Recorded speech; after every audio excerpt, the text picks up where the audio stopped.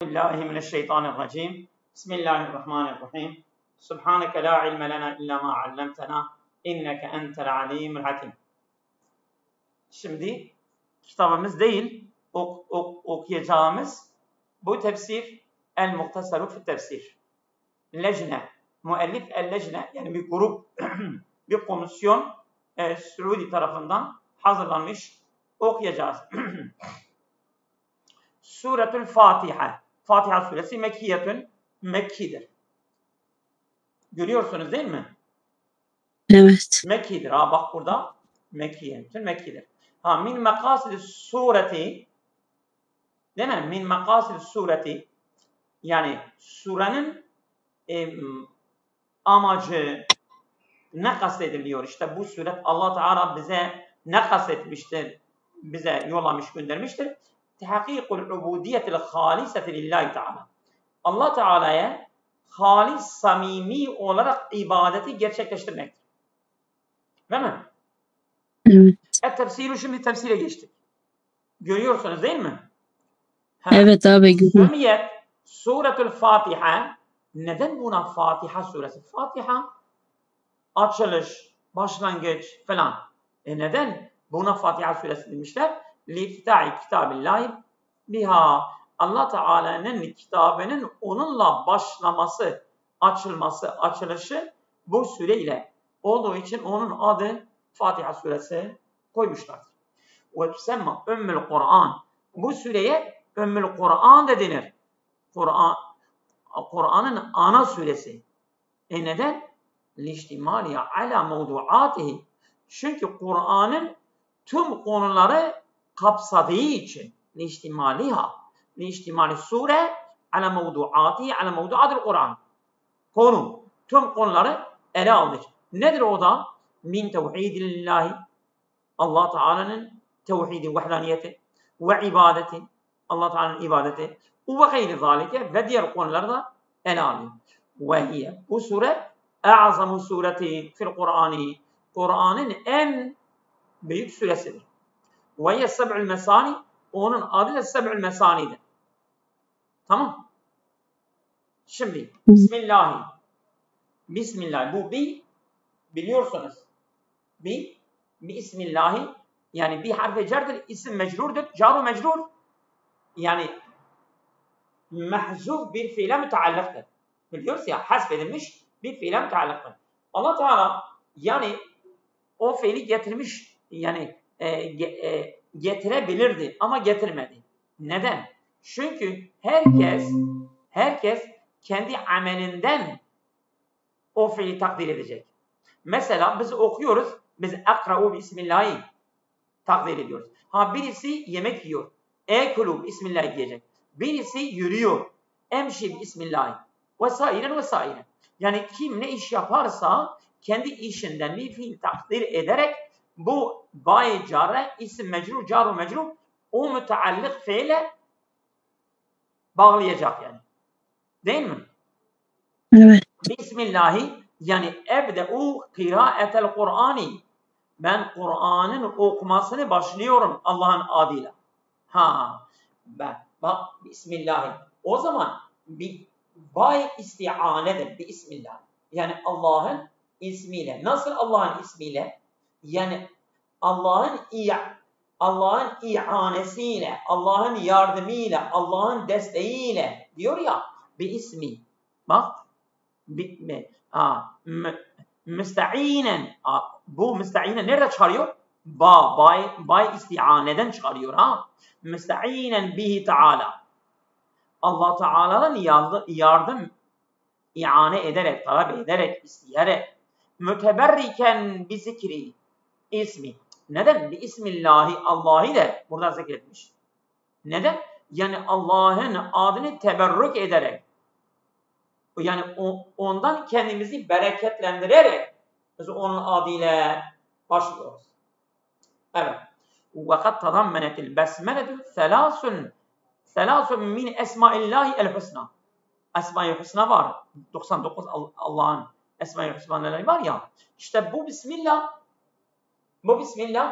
o işte ne? Esma-i Hüsna'yı içeriyor. Değil mi? Bir Allah. Allah ne demek? Eyl ma'budi bihak. Ma'bud yani Tanrı, ondan sonra tapınacak, tapınan zat. Ama burada Allah'ın hak olarak ma'bud. Mesela bazı insanlar ineklere de tapıyorlar ama o hak değil. Bazı insanlar insanlara tapıyorlar. Bazı insanlar hevasına tapıyorlar. Bir sürü ma'budlar var. Ama o ma'budlar hak değil. Ama Allah lafzı ma'budi bihak.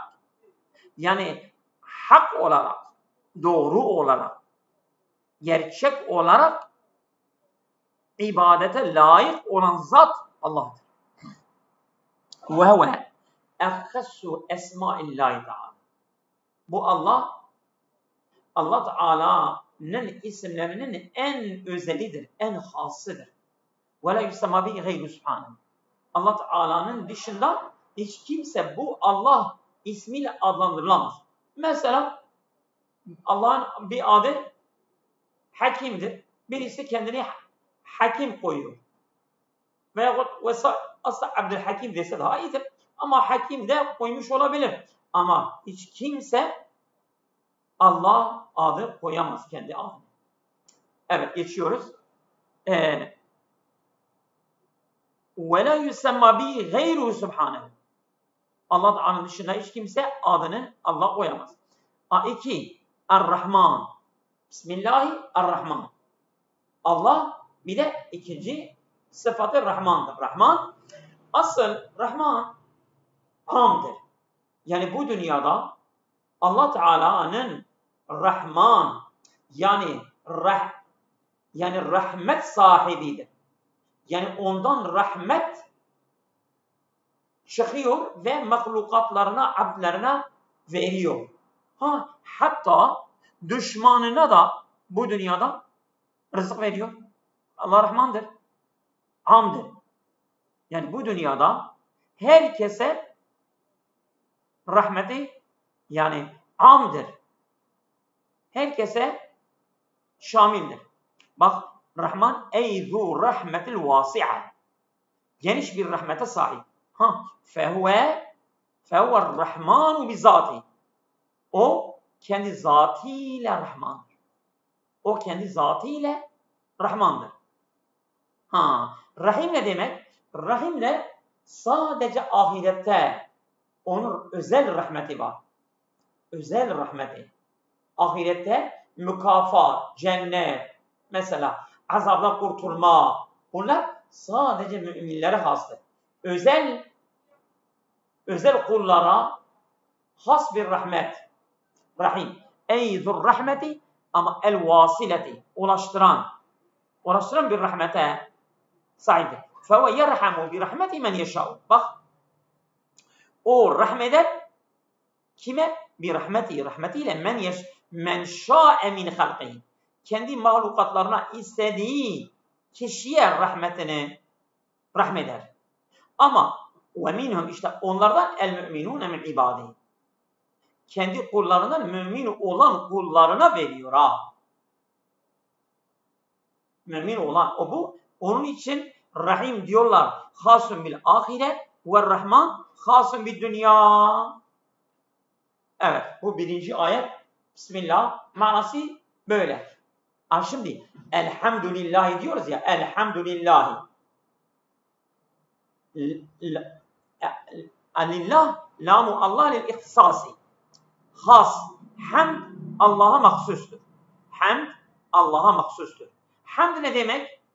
Yani tüm övgüler, tüm özel vasıflar, yani kemal sıfatları hepsi Allah'adır. Yani birisi eğer bir kulu övüyorsa dahi asıl hamd, asıl övme tekrar Allah'adır. Mesela sen bir adama diyorsun ki ne güzel bir doktordur. Mesela çok onu övüyorsun. Onu methediyorsun. Ama kim bu ilmi ona vermiştir? Tekrar Allah ona vermiştir.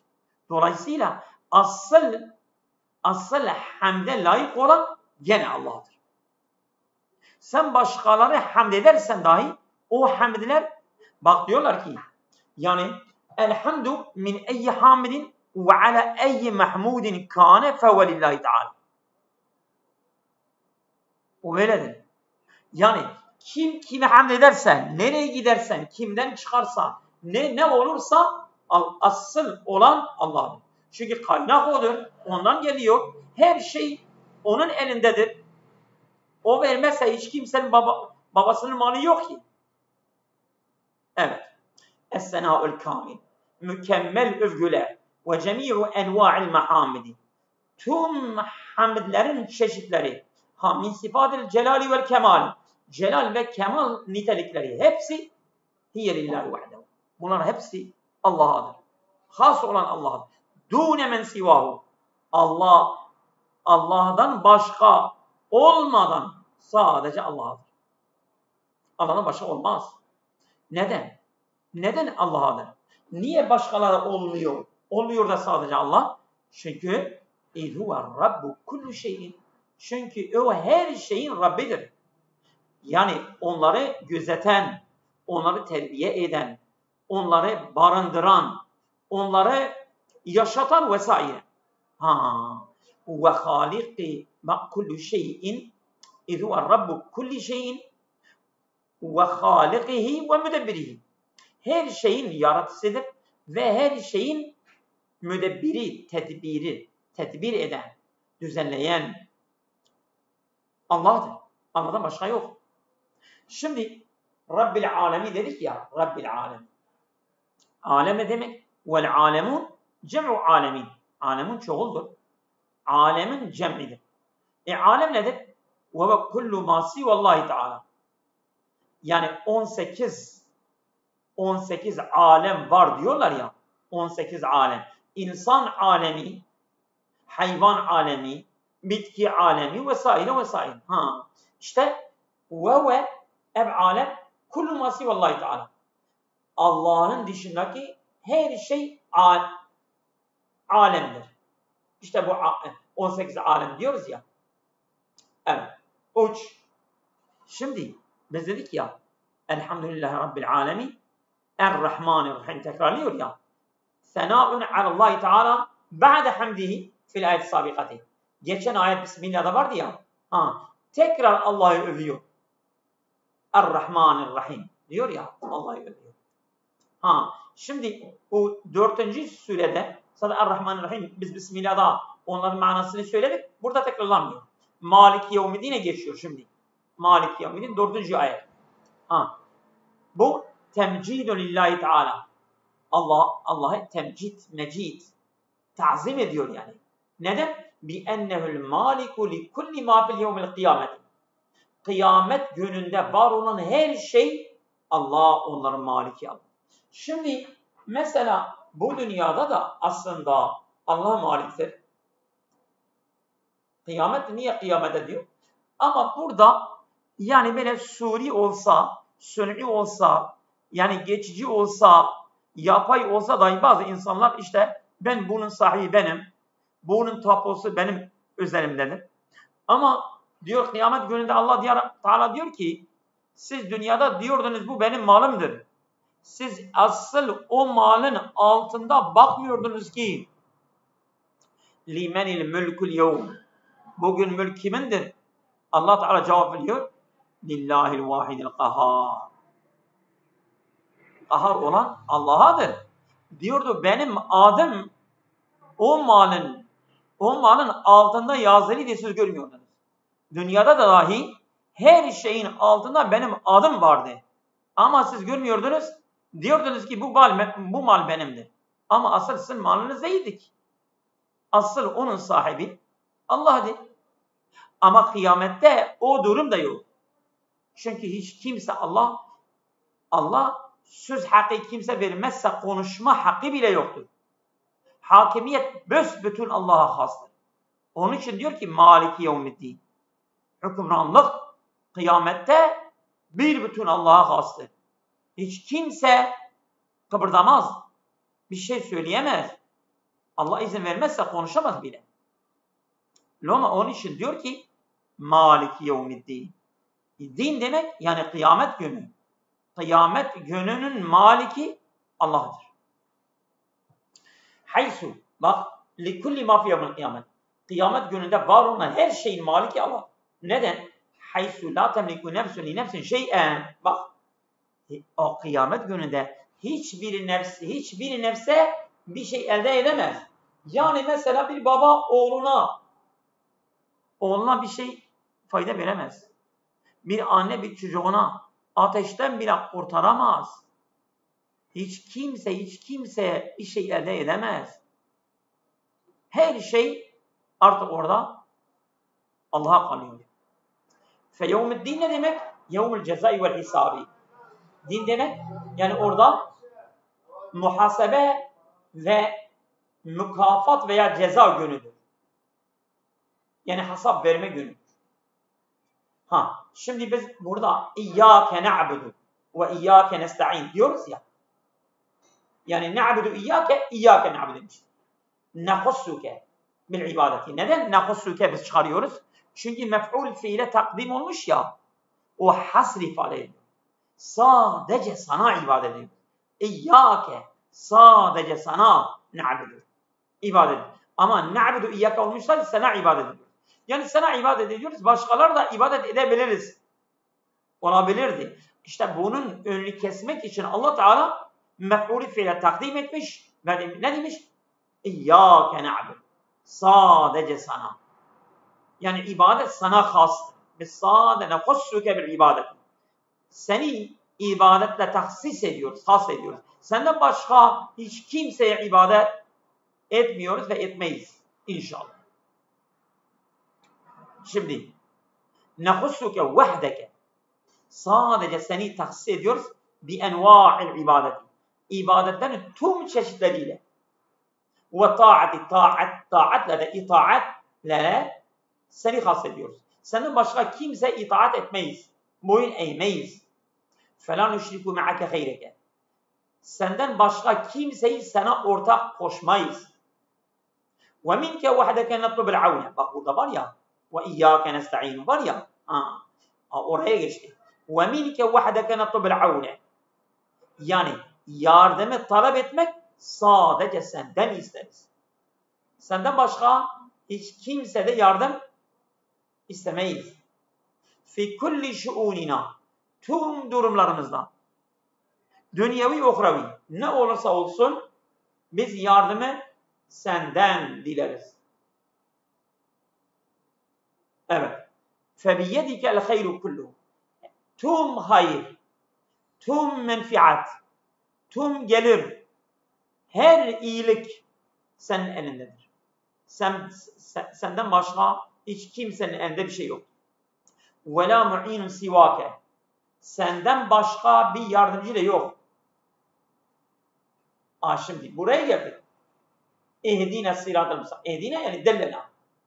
Ehdine sıratal müstakim diyoruz ya. Bizi dosdoğru yola ilet. Diyoruz ya. Dellena ile sıratal müstakim. Bizi dosdoğru yola delalet et. Yol göster. Evet. Ve eslük bina fihi. Ve bizi bu yoldan yürüt. Seleke bi, öslük emirdir. Bizi öslük bina. Bizi çıkart bu yola. Bizi çıkar bu yola. Biz bu yola çıkalım. Bizi götür. Bizi gönder yani gibi. Ve eslük bina fihi. Bu yolda bizi gönder. Bizi yürüt yani. Ve sebbitna aleyhi. Ve sirat-ı müstakim üzere bizim ayağımızı sabit kıl ya Rabbi. Ve zidna hüden. Ve bizim hidayetimizi de artır. Sirat-ı müstakim nedir? Herkes diyor benim sirat-ı müstakimdir. Ve sirat-ı müstakim, sirat-ı müstakim nedir? Ve tarikul vâdihul lâ i'vicâce fîhî. Öyle açık bir yoldur ki o yoldan herhangi bir eğrilik yoktur. Eğri. Herhangi bir eğrilik yoktur.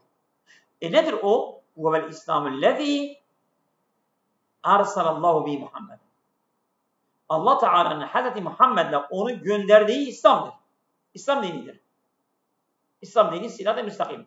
Yani bizi İslam yolu üzerine sabit kıl ve bizi o yoldan bize ilet ve bizi o yola koyul ve gönder.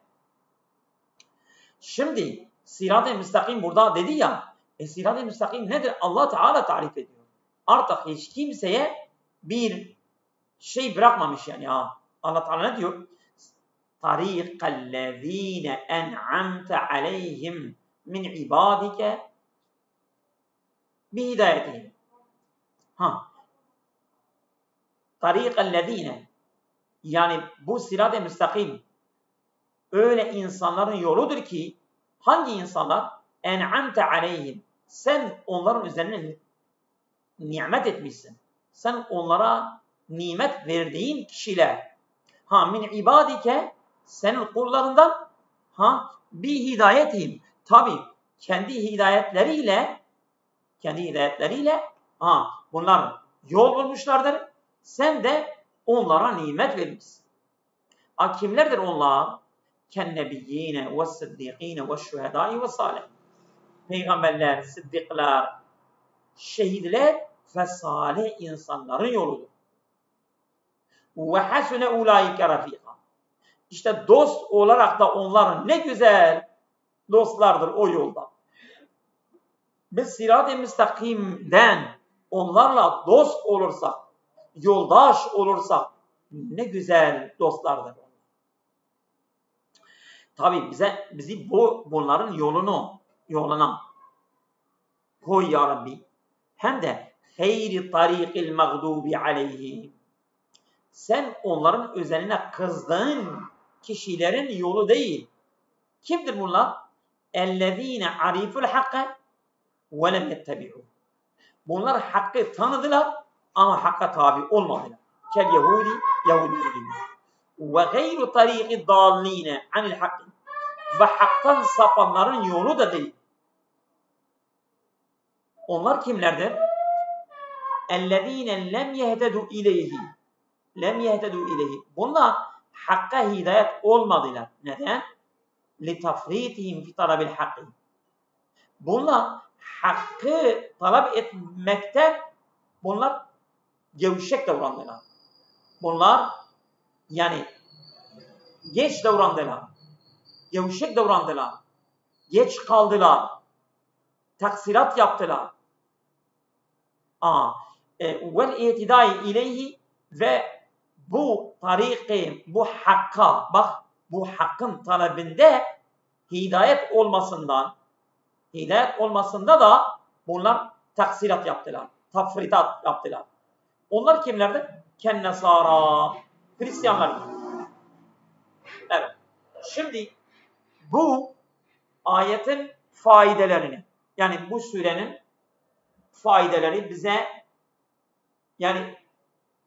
hitap eden bu suredeki faydeler nelerdir? Evet. 1. İftitahullahi Teala kitabı besmele. Allah Teala besmele ile kitabına başlamıştır. Biz Sillo'ya gittik. Benim bir kardeşim sınava girecekti. Ben hocada sordum. Dedim hocam bize bir dua oku. Benim kardeşim üniversite sınavına girecek. Güldü. Dedi kalemi alınca besmele gideceksin. Ben dedim hocam başka bir şey yok. Dedi kullu emrin zibalin lem yebde fi bil besmeleti fevak. Önemli olan hiçbir iş besmelesiz dedi faydası olmaz. Bu besmele dedi miftahu kullu hayrin. Besmele her hayrın anahtarıdır. Besmele çok önemlidir. İşte Allah Teala kitabını besmele ile açmıştır. Neden? لِيُرْشِدَ عِبَادَهُ اَنْ يَبْدَؤُوا اَعْمَالَهُمْ وَاَقْوَالَهُمْ بِهَا طَلَبًا لِعَوْنِهِ وَتَوْفِيقِهِ. Yani kullarını irşad etmek, onlara yol göstermek. Allah Teala diyor ben kitabımı besmele ile başladım, siz de öyle yapın. Yani onlar da en yebde'u e'malen, işlerini ve akvalen ve sözlerini onlar da başlasınlar biha besmele ile. Ben kitabın besmele ile başladım, siz de işlerinizi ve sözlerinizi siz de besmele ile başlayın. Neden? Talaben li'avni ve tevfikihi. Bunu da Allah'ın yardımını ve tevfikini talep ederek besmele ile başlayın. Allah Teala bunu diyor yani. 2.